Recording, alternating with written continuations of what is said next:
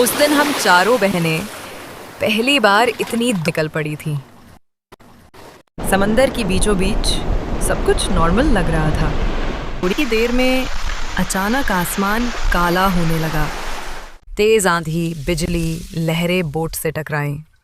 हम चारों चिल्ला रहे थे, लेकिन किसी की आवाज़ किसी तक नहीं पहुंच रही थी। अगले ही पल सब कुछ बिखर गया। बोट 2 टुकड़ों में, पानी ही पानी और चारों ओर अंधेरा ही अंधेरा, बस हमारी चीखें। जब होश आया तो मैंने खुद को रेत पर पड़ा पाया। चारों बहनें जिंदा थीं, लेकिन टूट चुकी बोट का कोई निशान नहीं था। हमने चारों तरफ देखा, ये कोई आम जगह नहीं थी।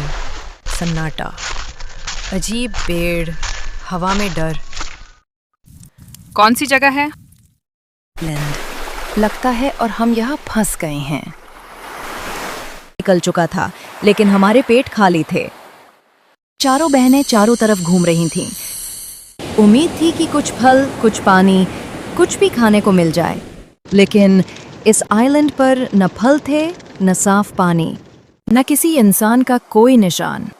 बड़ी दीदी बार बार हमें हिम्मत देती रहीं। ऐसा जगह चुननी ही क्यों थी घूमने के लिए? हमें घर जाना है, मैं अब और नहीं सह सकती। मैं चुप थी, क्योंकि अब मेरा शरीर साथ छोड़ रहा था और भूख से सर घूम रहा था। अचानक मेरी आंखों के आगे अंधेरा छा गया। तीनों घबराकर मुझे उठाने लगी। बड़ी दीदी ने मेरा चेहरा थपथपाया। सुनो, हिम्मत रखो, कुछ ना कुछ मिल जाएगा अभी खाने को। लेकिन उनके शब्दों में खुद भी हिम्मत कम थी, क्योंकि हम सबकी सबसे बड़ी दुश्मन बन चुकी थी। रात होने लगी। हम चारों आग के पास बैठे थे।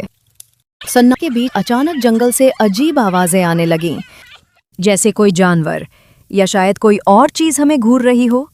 दीदी, ये कैसी आवाज है? बड़ी बहन ने चिल्ला किया, लेकिन उनकी आंखें कह रही थीं कि वो भी डर चुकी हैं।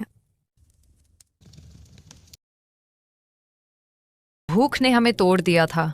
सुबह होते होते सबकी आंखों में बस एक ही सवाल था, अब आगे कैसे? मैं दीदी के चेहरे की तरफ देख रही थी। उनकी आंखों में थकान थी, पर उनमें एक अजीब सा सुकून भी था।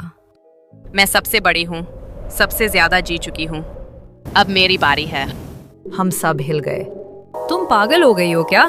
नहीं, मैं ये नहीं कर सकती। लेकिन बड़ी दीदी का चेहरा पत्थर की तरह कठोर हो चुका था। उन्होंने अपनी बाँ आगे कर दी। अगर तुम सबको जिंदा रहना है तो ये करना होगा। मेरे हाथ कांप रहे थे, लेकिन भूख और उनकी आंखों का आदेश मुझे मजबूर कर रहा था। धीरे धीरे उनका मांस काटा गया। उनकी चीखें मेरे कानों में हमेशा के लिए दर्ज हो गईं। नहीं नहीं, मैं ये सब नहीं देख सकती। दूसरी बहन ने अपने हाथों को मुंह में दबा लिया ताकि वो चीख ना पड़े। खून से भीगे अपने हाथों को देख रही थी। ये सच था और ये हमें मार भी रहा था और जिंदा भी रख रहा था। जिंदा रहना है, चाहे कैसे भी।